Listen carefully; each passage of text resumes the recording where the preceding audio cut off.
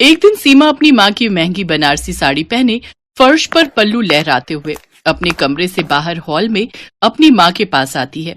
यहाँ पर उसकी माँ रेणुका सब्जी काट रही होती है। सीमा अपनी माँ से कहती है, माँ बताओ मैं आपको इस साड़ी में कैसी लग रही हूँ? मैं लग रही हूँ ना जवानी में दीवानी दीपिका पादुकोण? तू सवाल पूछती ही क्यों है जब जवाब खुद ही देना होता है? और क्यों मेरी साड़ी का पोछा बनाकर पूरे घर में डोल रही है? मालूम भी है ये कितनी महंगी साड़ी है? हाँ मालूम है कितनी महंगी साड़ी है, 700 रुपए में तो ली थी आपने। हाँ तो 700 रुपए की साड़ी का क्यों पोछा बनाए हुए है? जाकर अलमारी में तय करके रख दे। पहले 1-2 रील तो बना लूं तब रख दूंगी ना। बस रील बनाने के लिए 6 मीटर साड़ी लपेट ली, सही से बांधनी तो आती नहीं है। ज्यादा उछल मत लियो, कहीं रील बनाने के चक्कर में रील बनाते बनाते कहीं साड़ी खोल ना जाए। ये तो मैंने सोचा ही नहीं। साड़ी पहनने का इतना शौक है लेकिन ना तो साड़ी ढंग से पहननी आती है ना संभालनी, और आएगी भी कहाँ से? दिमाग में भूसा जो भरा है। मातेश्वरी ये वाला ज्ञान तो आप मुझे दे ही सकती हो। चलो कमरे में, आराम से चल, गिर पड़ेगी। रेणुका के इतना कहते ही सीमा के 2 कदम चलते ही उसकी साड़ी उसके पैर में उलझ जाती है और वो धड़ाम से गिर जाती है। रेणुका ना चाहते हुए भी अपनी हंसी रोक नहीं पाती और उसकी हंसी छूट जाती है। सीमा चुलबुली और मस्त लड़की थी, उसे साड़ियों का बहुत शौक था, इसलिए वो माँ की साड़ियां बदल बदल कर पहन कर देखती थी। एक रोज वो अपनी माँ के साथ शॉपिंग के लिए गई। वो साड़ी की शॉप पर जाती है, वहां उसे एक साड़ी बहुत पसंद आती है। सीमा दुकानदार से कहती है, सुनिए इस साड़ी का क्या रेट है? ये 8,000 रुपए की है। सीमा ये सुनकर उस साड़ी से दूर हट जाती है और कहती है, इतनी महंगी? ये साड़ी ही है ना? नहीं, ये बनारसी साड़ी है नालायक। देखिए ये लास्ट पीस है बनारसी साड़ी का, यदि आपको पसंद है तो मैं इसका रेट कुछ आगे पीछे कर दूंगा। नहीं, वैसे भी कितना आगे पीछे कर देंगे? माँ तो 2,000 से ज्यादा की साड़ी कभी लेती ही नहीं है। 8,000 की साड़ी, वो भी बनारसी साड़ी, दूर की बात है। नहीं नहीं, कोई खास नहीं लग रही, ये तो ऐसे ही देख रही थी। 8,000 में एक लेने से तो अच्छा है मैं 1,000 की 8 साड़ियां ना ले लूंगी। हाँ माँ सही कह रही हो। दोनों माँ बेटी कुछ देर में शॉपिंग कर वहाँ से निकल जाती हैं। समय बीतता है। सीमा की शादी अरविंद नाम के लड़के से हो जाती है और शादी के बाद सीमा तरह तरह की साड़ियां पहना करती। एक दिन सीमा की सास रविला उसे अपने कमरे में बुलाकर कहती है, बहू कल घर में कुछ मेहमान आ रहे हैं तो तुम मेरी अलमारी में कुछ नई साड़ियां रखी हैं, उसमें से तुम्हें जो पसंद हो वो अपने लिए निकाल लो। जी सासू माँ। सीमा बिना कुछ सवाल किए रविला की अलमारी खोलती है और सभी साड़ियों को देखने लगती है, जिसमें से उसे एक गुलाबी साड़ी बहुत पसंद आती है। गुलाबी साड़ी निकालते हुए और दिखाते हुए अपनी सास से कहती है, माँ जी मुझे ये साड़ी बहुत पसंद है, ये साड़ी मुझ पर अच्छी लगेगी ना? नहीं। क्यों नहीं सासू माँ? माँ तो कहती है कि गुलाबी रंग मुझ पर बहुत अच्छा लगता है। मेरा मतलब है ये साड़ी छोड़कर तू कोई और सी साड़ी ले लेना। क्यों सासू माँ?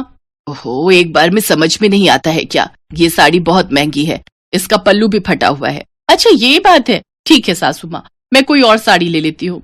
इतना कहकर सीमा वो साड़ी अलमारी में रख देती है और दूसरी ले लेती है और अपने कमरे में चली जाती है।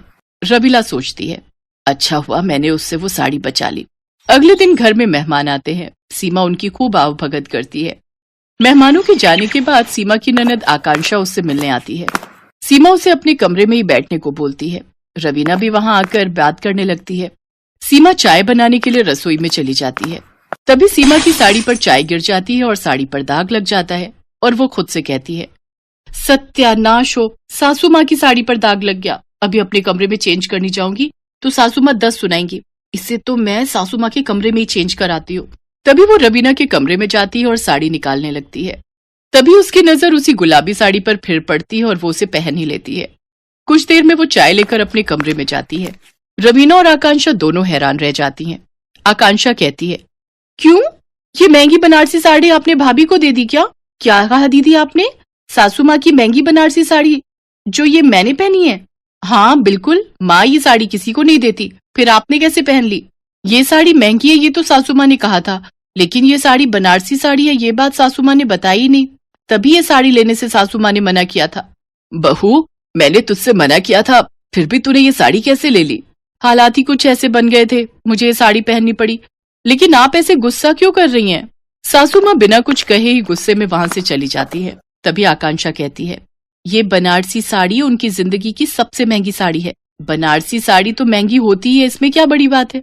बड़ी बात तो ये है कि पूरे 20,000 रुपए की है। जो माँ ने जिद करके पापा से खरीदने को कहा था और ये वादा भी किया था कि ये साड़ी किसी को कभी पहनने को नहीं देंगी।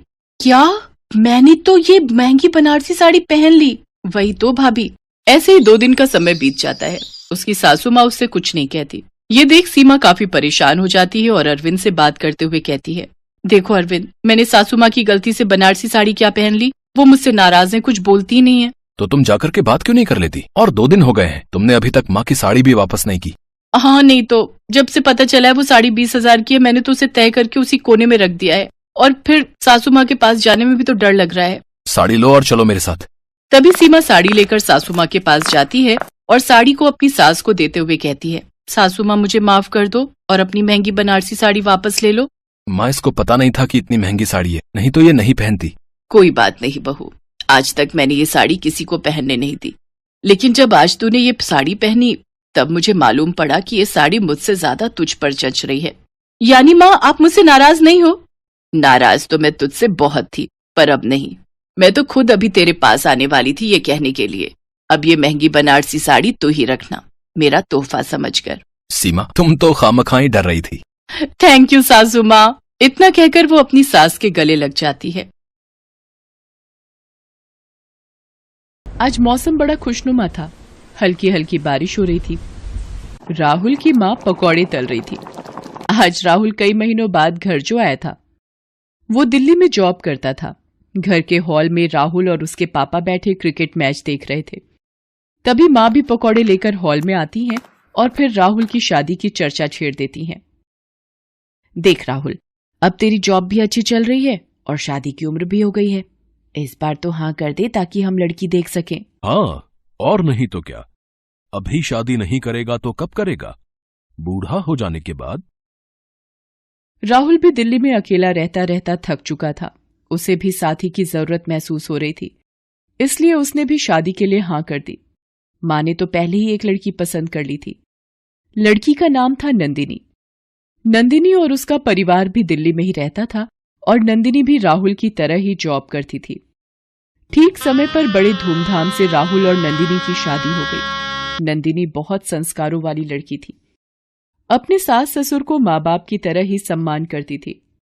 नंदिनी को पाकर राहुल और उसके माता पिता सब खुश थे। शादी के बाद 2 हफ्ते तो घूमने फिरने में ही बीत गए। फिर राहुल और नंदिनी लौट गए और उसके माता पिता गांव में ही रह गए। इस तरह 3 साल कैसे गुजर गए किसी को पता भी नहीं चला। राहुल और नंदिनी छुट्टियों और तीज त्योहारों में माता पिता से मिलने गांव आते रहते थे। इसी बीच राहुल ने देखा कि उसके माता पिता की उम्र ढल रही है। मम्मी पापा की तबीयत अब ठीक नहीं रहती। इनका अकेले इस तरह से यहां रहना ठीक नहीं। ये सोचकर उसने नंदिनी से कहा, नहीं, मैं मम्मी पापा को भी अपने साथ दिल्ली लाना चाहता हूं। हाँ, क्यों नहीं, ये भी तो उनका ही घर है। दोनों यहाँ रहेंगे तो उनकी अच्छे से देखभाल हो जाएगी। तुम उन्हें जितनी जल्दी हो सके यहाँ ले आओ। उस दिन नंदिनी के सास ससुर आने वाले थे। राहुल उन्हें स्टेशन लेने गया था। नंदिनी घर के बाहर खड़ी उनका इंतजार कर रही थी। तभी उसके बगल के फ्लैट में रहने वाली उषा वहां आई। अरे नंदिनी, ये इस तरह घर के बाहर खड़ी इतनी बेसब्री से किसका इंतजार कर रही है? आज मेरे सास ससुर आने वाले हैं। कितने दिनों के लिए? वो तो अब यही रहेंगे। क्यों अपने पांव पर कुल्हाड़ी मार रही है? सास ससुर के आने का मतलब है सारी आजादी का छिन जाना और बस दिन भर उनकी सेवा करती रहना। अच्छी तरह सोच लेना, ये जो गलती तुम करने जा रही हो उससे बाद में पछताना ना पड़ जाए। उषा इतना कहकर वहां से चली गई। वो 1 नंबर की दुष्ट और झगड़ालू स्वभाव की औरत थी। उसकी खुद के सास ससुर से कभी नहीं पटी थी, इसलिए अपने पति के साथ अलग रहती थी। पति से भी उसका अक्सर झगड़ा होता रहता था।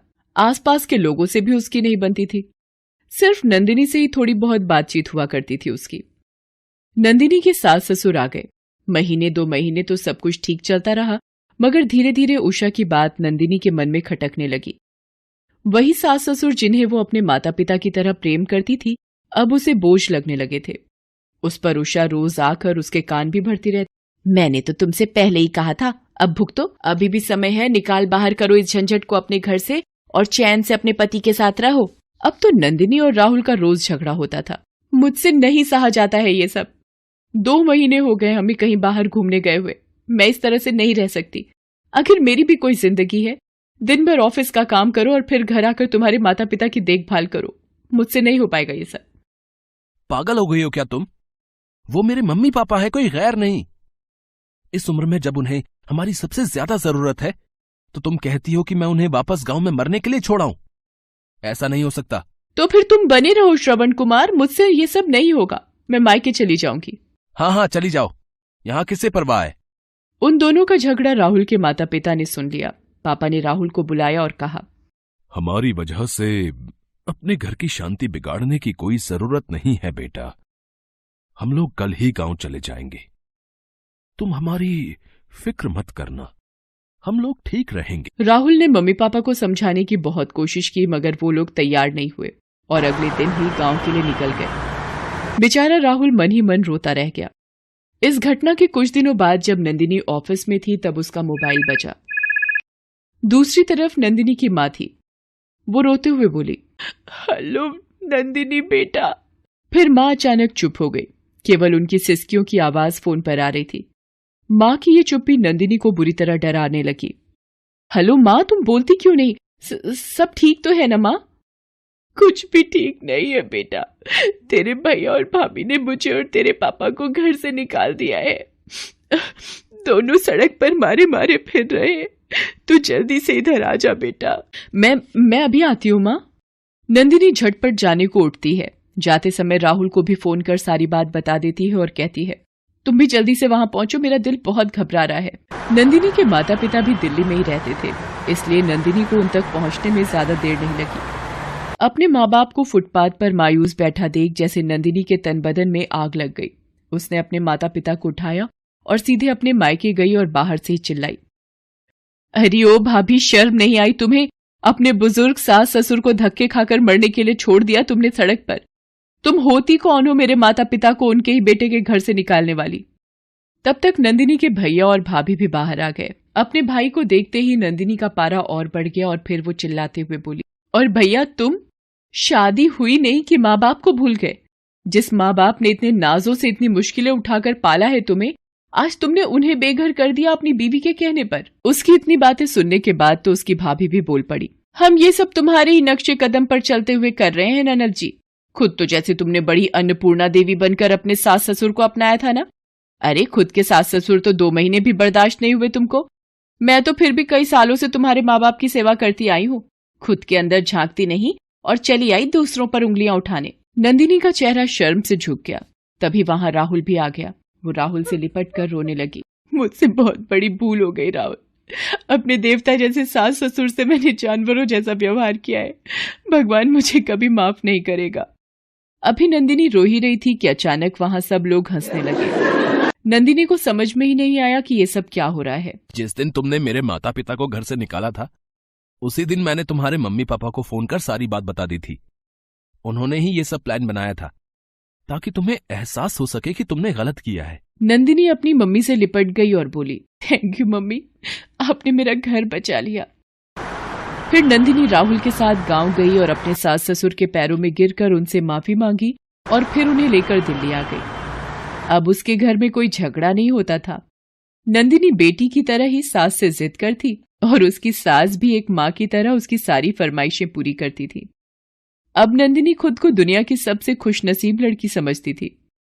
एक दिन ऑफिस से लौटते हुए नंदिनी को फिर से उषा मिल जाती है। मैं और मेरे पति तो आज बाहर खाना खाने जा रहे हैं, मगर अफसोस तुम तो बाहर जा ही नहीं सकती।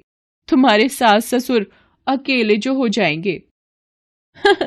मेरे घर में मेरे सास ससुर नहीं, मेरे माता पिता रहते हैं, जो फिलहाल खाने पर मेरा इंतजार कर रहे हैं। तुम क्या समझोगी कि अपने भरे पूरे परिवार के साथ खाने में कितना मजा आता है।